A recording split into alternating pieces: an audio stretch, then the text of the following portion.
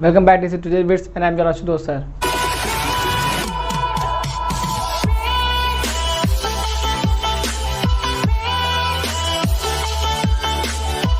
Earphone लगा लीजिए ताकि आपको लेक्चर में कोई डिस्टर्बेंस ना हो और हम एक साथ आराम से सुन सकें।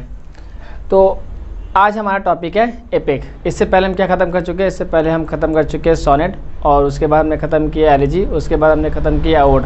आई होप आप ये तीनों देखने के बाद ये फोर्थ पोएट्री फॉर्म देख रहे हैं। अगर आपने नहीं देखा तो आप पहले वो तीन देख लीजिए, क्योंकि काफ़ी हिस्ट्री आप उसमें मैंने बता चुकी है, तो इसमें हम बार बार एक्सप्लेन नहीं करेंगे, क्योंकि इसमें आज हम मीटर की बात करेंगे जो कि हम एक्सप्लेन नहीं करेंगे, तो पहले बता दे रहे हैं। तो आप जाके पहले एलिजी देख लीजिए, उसमें डेक्टाइलिक मीटर आएगा। तो आज हम बात कर रहे हैं एपिक। तो सबसे पहले स्टार्ट करते हैं कहाँ से? कहानी से। तो चले कहाँ? ग्रीक? नहीं, आज ग्रीक नहीं जाएंगे। तो ग्रीक से थोड़ा सा और पहले चलते हैं, मतलब थोड़ा सा और पुराने समय में चलते हैं। आज हम चलेंगे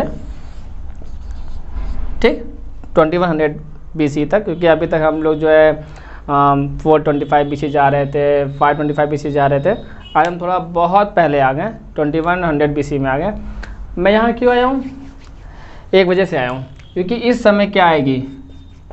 एक आएगी एपिक ऑफ गिलगामेश।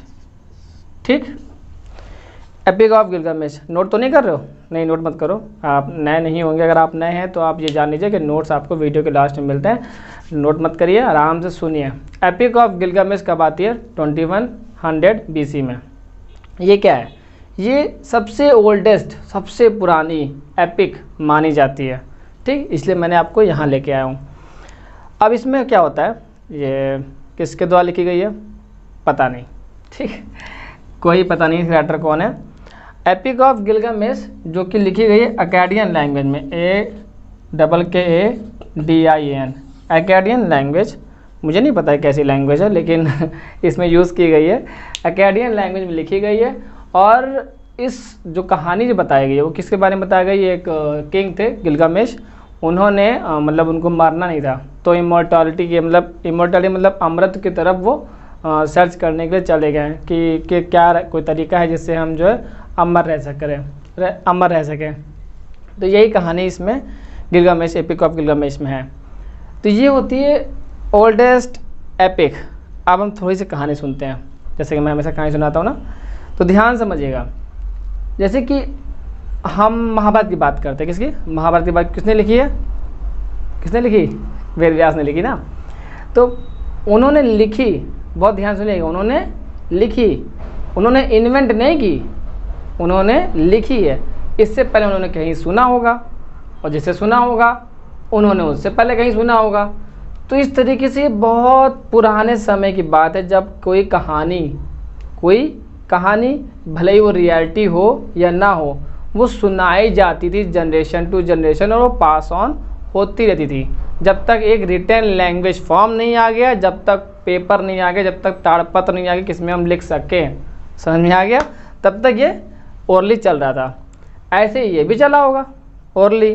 ठीक, अब हम बात करते हैं कि कौन सी ऐसी एपिक है जो आती रिटन फॉर्म में, या फिर हम इससे पहले बात करते हैं एपिक वर्ड को हम डिराइव कर लेते हैं किस तरीके से। ये एपिक, ये 1 2 3 4 ये वर्ड कैसे बना इंग्लिश में।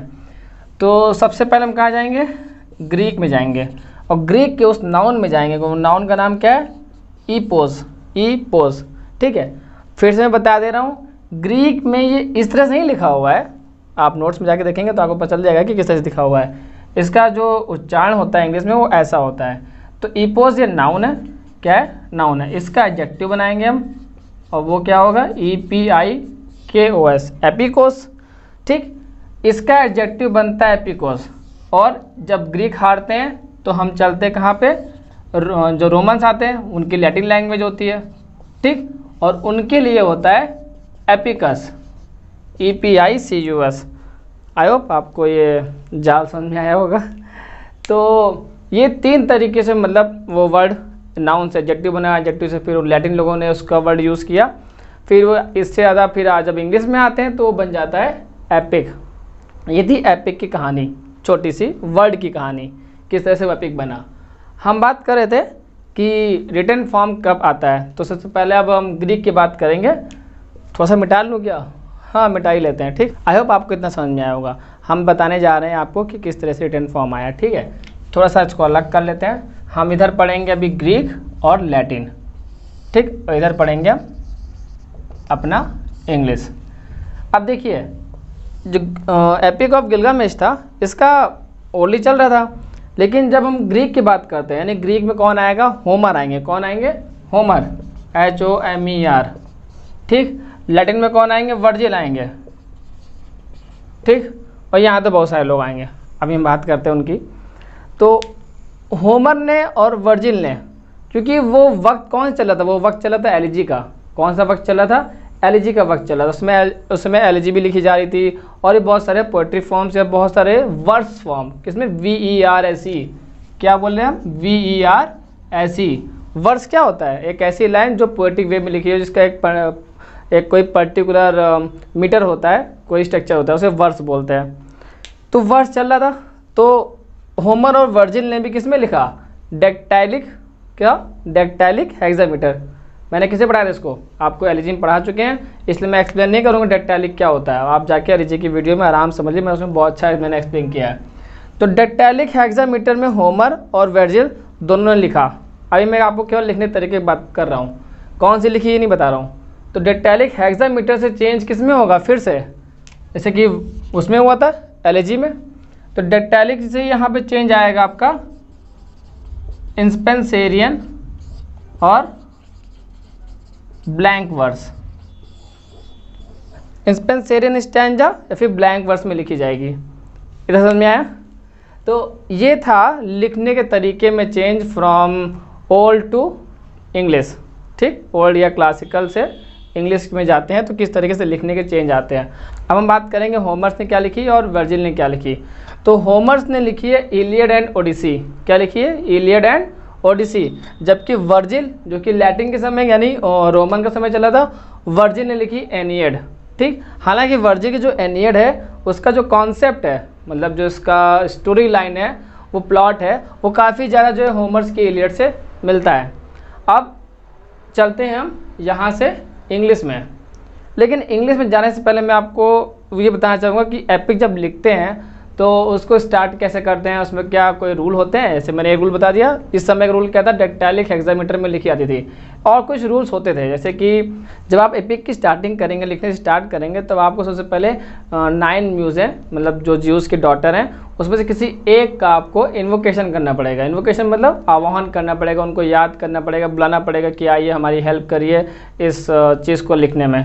इस तरीके से इन्वोकेशन होता है, सबसे पहला चीज़ ये है। दूसरा, जैसे कि होमर लिखते हैं, एलिडी लिखते हैं, ये डेक्टाइलिक हेक्सामीटर में लिखते हैं, तो इसके साथ साथ वो ग्रैंडियोज स्टाइल का भी यूज़ करते हैं। ग्रैंडियोज स्टाइल क्या होता है, बढ़ा चढ़ा के लिखना।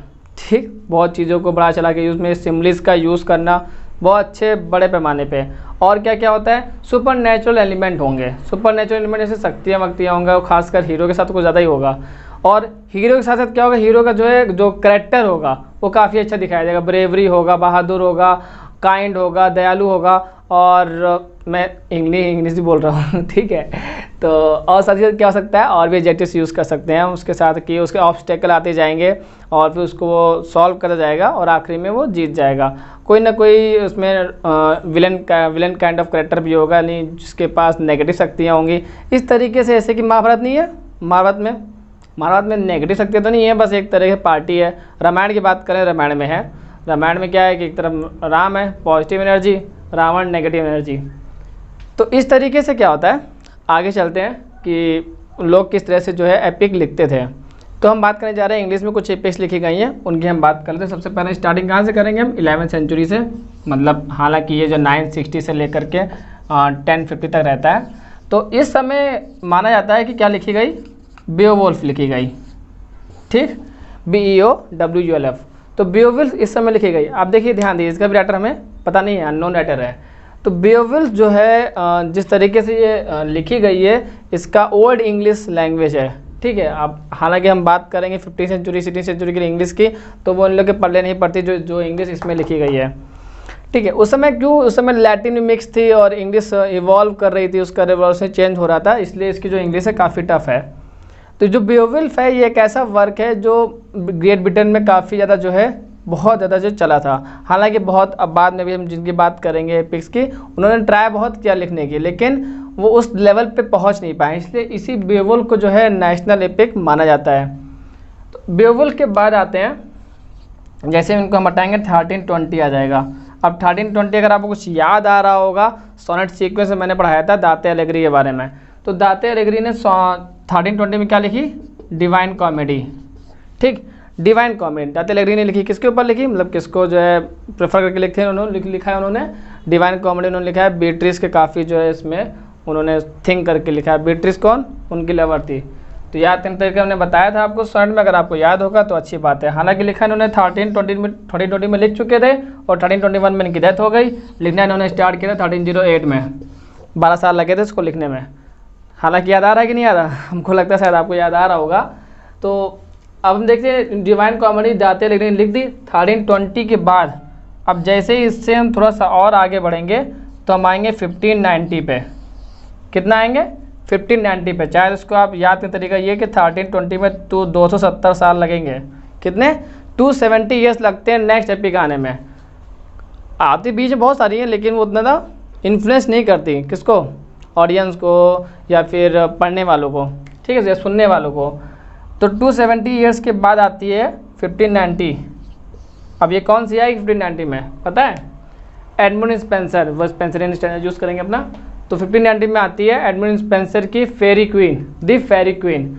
अब देखिए ये कैसी एपिक थी ना जिसके 6 बुक थे। कितनी बुक थी? 6। कैसे लिखूँ? 1 से 3 यहाँ लिख लेते हैं और 4, 5, 6।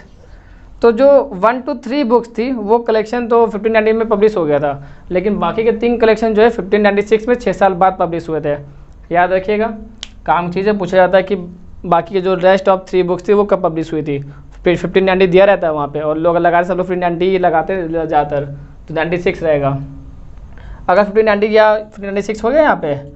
अब हम बात करते हैं 16th सेंचुरी में चलते हैं। क्यों? 16th सेंचुरी में आएंगे कौन? जॉन मिल्टन आएंगे। कौन आएंगे? John Milton.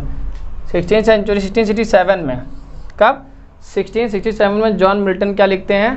Paradise lost. क्या लिखते हैं? Paradise lost. ये बिब्लिकल स्टोरी के ऊपर होता है, इसमें एडम एंड ईव और किस तरह से सैटर्न और किस तरह से पैराडाइज हमारा लॉस्ट हुआ। तो ये इसके ऊपर उन्होंने जो है, हालांकि आपके जो है फर्स्ट ईयर में चैप्टर में है पैराडाइज लॉस्ट का प्रोलॉग सेक्शन दिया हुआ, उसको पढ़ेंगे जब हम आगे पढ़ेंगे तो उसको पढ़ाएंगे भी।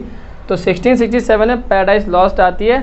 हालांकि इसमें जो है काम की बात क्या, ये ब्लैंक वर्स में लिखी है। किस में लिखी हुई है? जो पैराडाइज लॉस्ट है वो ब्लैंक वर्स में लिखी गई है।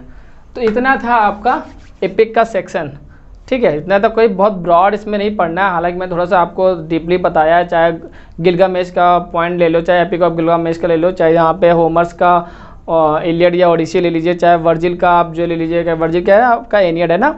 तो इस तरीके से ये मैंने आपको पुराना बहुत पढ़ाया ज़रूर है, लेकिन पूछा क्या जाएगा आपको? एपिक दी रहेगी कब पब्लिश हुई, ज़्यादा पब्लिश डेट पूछते नहीं। अगर पुरानी एपिक है तो, नई एपिक है तो पब्लिश डेट जरूर पूछ लेंगे। और किसने लिखी है, इसकी थीम सेटिंग क्या है, ठीक है। कैरेक्टर्स के बारे में बहुत मेजर क्वेश्चंस आते हैं। अब 3rd ईयर या फिर 1st year 2nd year paper में कैरेक्टर्स के ऊपर क्वेश्चन नहीं आते, बड़े पेपर में आते हैं। तो मैंने आपको नोट्स में लिख दिया है और आप उसको ध्यान से पढ़ लीजिएगा। तो फिर मिलते हैं नेक्स्ट वीडियो में और पढ़ाई करते रहिए, ठीक।